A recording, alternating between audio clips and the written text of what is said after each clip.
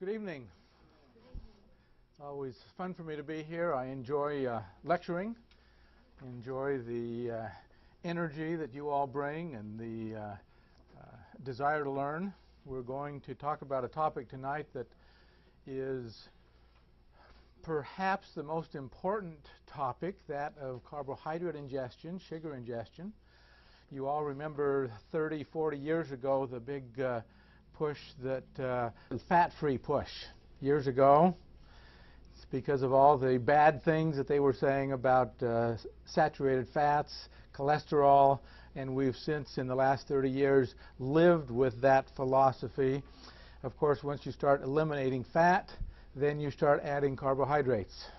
As you look at we only have three options of things to eat: fats, carbohydrates, and proteins. There isn't anything else. Proteins have a pretty standard and fairly low need for our bodies. So that means everything else needs to rotate around fats and carbohydrates. So when the United States decided to take a stance which had very little to no research support, and did really an experiment on the American public called Fat is Bad, so that means we substituted carbohydrates for fat.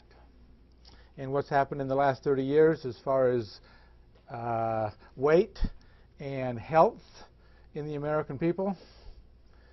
Health has gone down, weight has gone up, and we see the product of that philosophy, that experiment, with still, 30 years later, no research support. So let's talk about how to get diabetes so we know how not to get diabetes, and what to do about it if you have diabetes or have been diagnosed. Most of the people that come here that have been diagnosed with type 2 diabetes would not be diagnosed after spending 6 to 12 months in our program. The sugars just don't stay up there.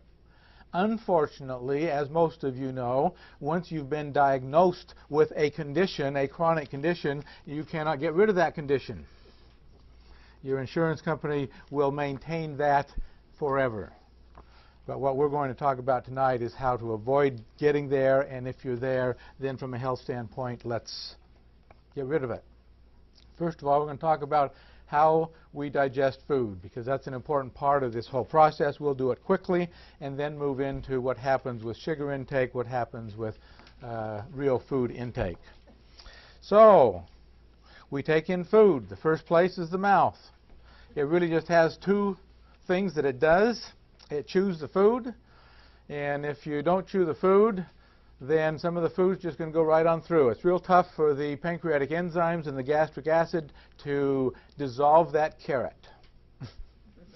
If you don't chew the carrot, if you don't chew the raw food and chew the meats, it's not going to be digested. You are not going to get the nutrients. So it starts with the mouth. Enzymes, there's a limited amount of enzymes in the saliva. So then we chew it and we swallow it. We're going to talk a little later about some 6 rules of eating, and that is we should be chewing until the food is liquid, so that we're swallowing liquid. Now, we have a bunch of boys. We raised a bunch of boys. And if you've tried to tell boys to chew their food, did absolutely no good, right? Didn't do any good. But hopefully, we've all grown up, and we'll move past that. Stomach. Gets into the stomach. The stomach does several things. First of all, there's acid in the stomach. The acid is designed to break down specific food nutrients.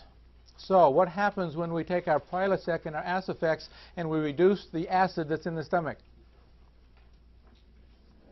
No more digestion of food. At least the piece of the digestion that's supposed to take place in the stomach now cannot take place because we've reduced the acid content.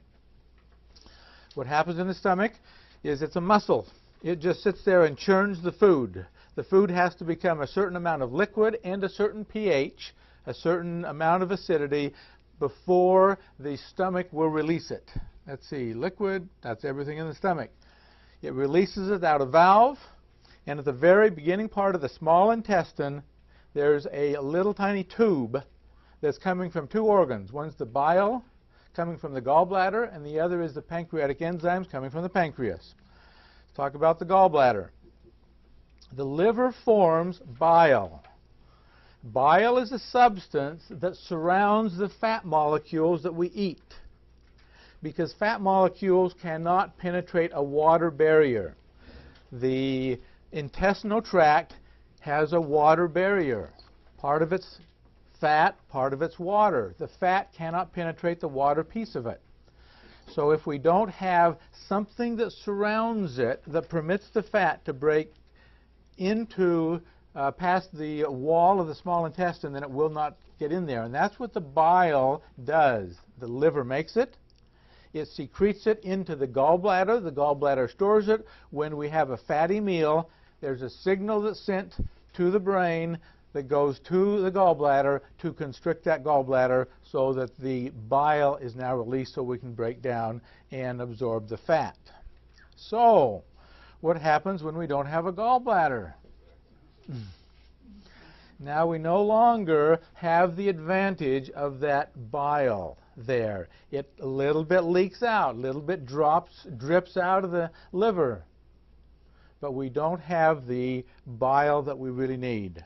The pancreas creates enzymes. It also, about 5% of the pancreas are beta cells that release insulin. But at this stage of the digestive process, there are pancreatic enzymes that are released that help break the food down. So the small intestine. The small intestine is about 20 to 22 feet long. It just goes around in our abdomen. It's a wall, it's a tube.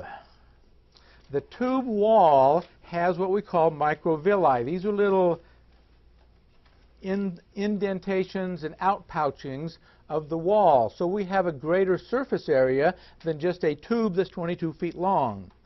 If we were to take and smooth out the small intestine with all of its microvilli and all of that surface, the surface area is almost the size of a tennis court.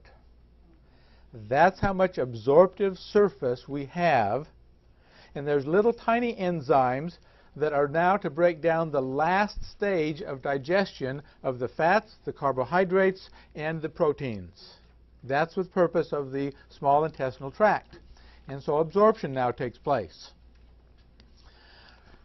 But at the end of the small intestine, we have a watery leftover that goes into the large intestine. The purpose of the large intestine is to take the water out.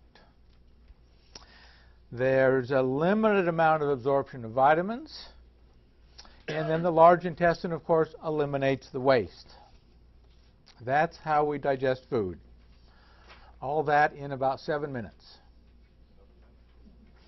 So, I did it in 7 minutes. Didn't take up too much time, did it? Okay, now let's talk about what happens with carbohydrate and sugar ingestion. We need to know the normal so we can understand the abnormal. We eat. Now, we're going to differentiate real food from fake food. Real food is food you buy on the outside of the store. You actually pick the apple up, you actually have a cauliflower, you have a broccoli, you have a carrot, a tomato. Real food, you actually have to chew it. Fake food, you don't have to chew. You take that piece of white bread, you take a bite, you don't even have to chew it, do you? It'll melt in your mouth, just like those old M&Ms. Remember the old M&Ms melt in your mouth, not in your hand? Well, this is white bread that melts in your mouth, not in your hand. Very little nutritive value. You don't even have to chew it. When you bring in real food, the blood sugar is going to slowly rise because you chew it, it has to be broken down. It doesn't have the immediate absorption of the sugar or the refined carbohydrates. So over time, over the next 90 minutes, that carbohydrate or that sugar that is now broken down is going to be released into the bloodstream and will raise the blood sugar level. As the blood sugar level rises to a certain point, the message is sent to the pancreas. The pancreas says, oh, let's bring that down. We need to use that as energy. We now have our chance to have energy brought into our body. We have this sugar. So insulin is sent out, which now increases the intake of that sugar into the cells.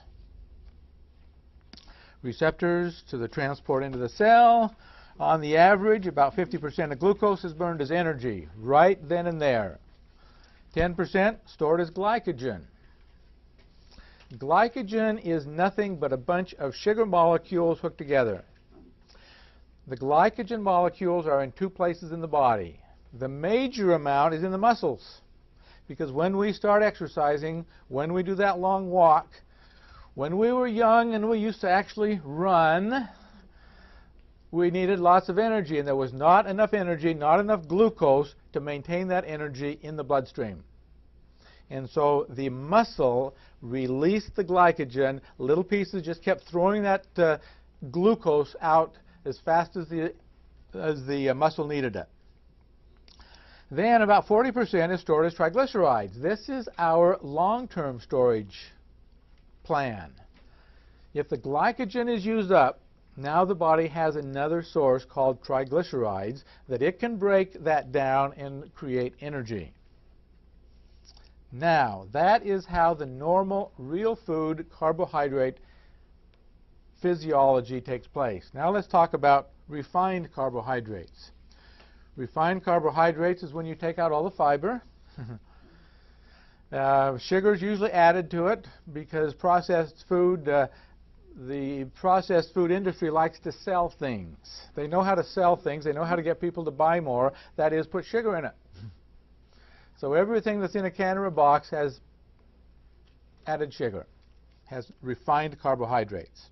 So now we have a refined carbohydrate with no fiber, so the sugar is absorbed very quickly into the bloodstream. The insulin is now released. The insulin thinks, well, the normal insulin secretion is going to take place over the next 90 minutes. So this level went up this high. This must be a huge amount of carbohydrates. So I'm going to release a huge amount of insulin to bring that down. The problem is there's no carbohydrate to follow for the next 90 minutes. So the insulin is too much for the short course of glucose rise, and so it drops the sugar too low. So an hour, hour and a half later, how do you feel after your sugar ingestion? Kind of tired and moody and irritable. You have any of those feelings? Never. Not in this group. Okay. Sugar goes too low. So there's two ways to get the sugar up. We have these glycogen stores in the liver. So it starts breaking off those sugar molecules and releasing it into the blood. Now that takes too long. Those of you who have your sugar up and downs, you know that if you wait an hour, that you'll feel better. But you've also discovered that if you don't wait an hour and you have a little piece of candy or another little sweet, it only takes 5 minutes and that feeling goes away, right? The hypoglycemia feeling, or the moodiness and feeling tired and all of that can disappear very quickly. So that's what we typically do. So the liver's releasing glucose. We take another glucose in. It rises up. The sugar level is seen by the pancreas. Too much insulin drops it down. Too low. We eat another sugar 2 hours later, bring it back up, and we're doing this swinging day in and day out.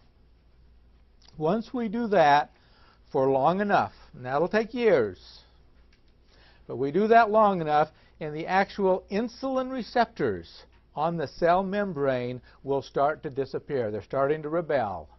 And the cell wall, as we look under the electron microscope, the cell wall of people in insulin resistance and getting into the diabetes now has a thickened cell wall. So that sugar can no longer be brought down because it can't get into the cells. So now the sugar stays up.